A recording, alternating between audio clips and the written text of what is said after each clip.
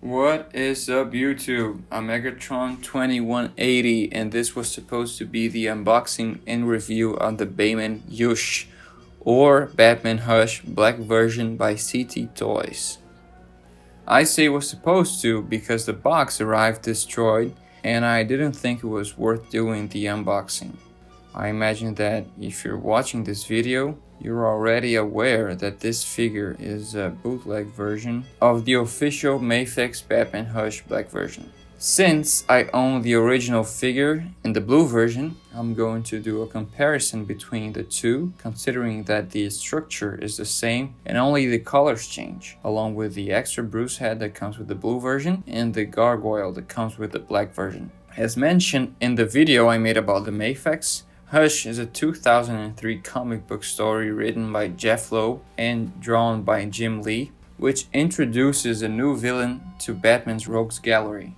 Hush. The character is presented as a childhood friend of Bruce Wayne, Thomas Elliot, who harbors a vendetta against the billionaire. He ended up becoming more famous for his striking visual design and his modus operandi than for the story itself. The bandages wrapped around his head are a very interesting design choice and clearly reflect the fact that he's a plastic surgeon who steals the faces of his victims. His other most relevant appearances were in the Arkham game series, where he shows up in side missions in Batman Arkham City and Batman Arkham Knight. Right away, you can tell that the finish on the CT toy version is much worse than the MAFEX. There's no comparison. It's full of rough edges, mold marks, shiny plastic, overly soft sculpting, bad paint, those horrible gold pins, and very weak head sculpts. I even cheated a little here. Before starting the video, I repainted Batman's eyes because they were so ugly. I'm making this complaint regardless of the price, of course. A $20 figure isn't going to have the same quality as a $100 real one. But I've already seen YouTubers saying that it does. This is the box. It's pretty damaged. It says Batman Iush because they can't really write Batman Hush because they don't have the license. It's a pretty bad box. CT Toys, Batman on the side. Some pictures. I believe they're the same as the MAFEX official pictures. Baiman Hush. Baiman Hush. Baiman Hush and Batman looking up. And that's it. The Baiman comes with the same accessories as the official version. The hands in general are very similar in quality to the original. Fists, relaxed hands, gripping hands, action hands, etc. Because of that, I want to focus more on directly comparing the accessories that I thought were worse.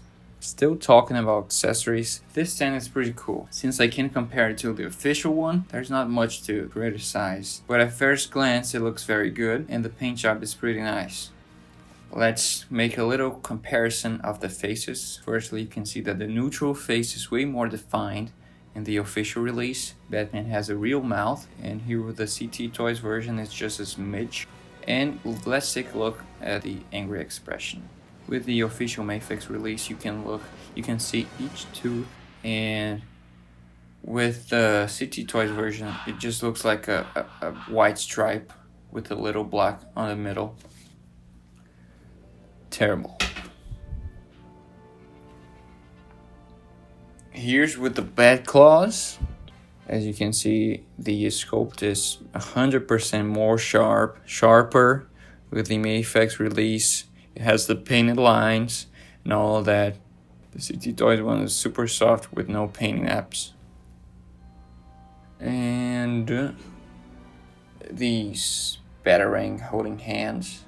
As you can see, the Batarangs are sharp with the MAFEX, and the CT Toys are even, I might say, round and crooked. They're pretty bad. Alrighty, comparing directly a original MAFEX figure with the CT Toys version, you can see firsthand that the MAFEX one is much taller than the CT Toys version. CT has soft sculpts, and most importantly, take a quick look at the MAFEX knee joint and the elbow joint. As you can see, they fill up the whole space of these joints, and they're bigger. They don't have the gold pin. Here the face is more defined, and overall it just all blends together better and more fluidly. And when I look, this face is atrocious. I mean, it's not that bad, but you can really see any sharpness. You can see these gold pins on the joints, here on the knees too. Here in the knees, the ankle is a bit wobbly. I don't know how to say, but the joints are tight, but they're loose at the same time. That's not the case with the MAFEX release. It's kind of hard to get him up to make him stand neutrally in an easy way. You have to tweak a lot. Let's place them together to compare. Okay, other than that, I can say that the MAFEX one has a matte finish, and the CT Toys look very glossy and very soft. Mr. Man is about 16 centimeters tall, or 6.5 inches. I'll compare him with a few figures. Here's Mr. Man next to the Batman and Superman Hush figures from MAFEX. Here's Mr. Man next to Bane and Nightwing, also from MAFEX. More MAFEX. Man next to Carnage and Spider-Man. Man next to his brand brother, the Black Suit neighbor from S-Toys. Man next to Iron Man and Nightcrawler from Marvel Legends. And finally, and most importantly, Batman next to Lego Batman and Lego Spider-Man.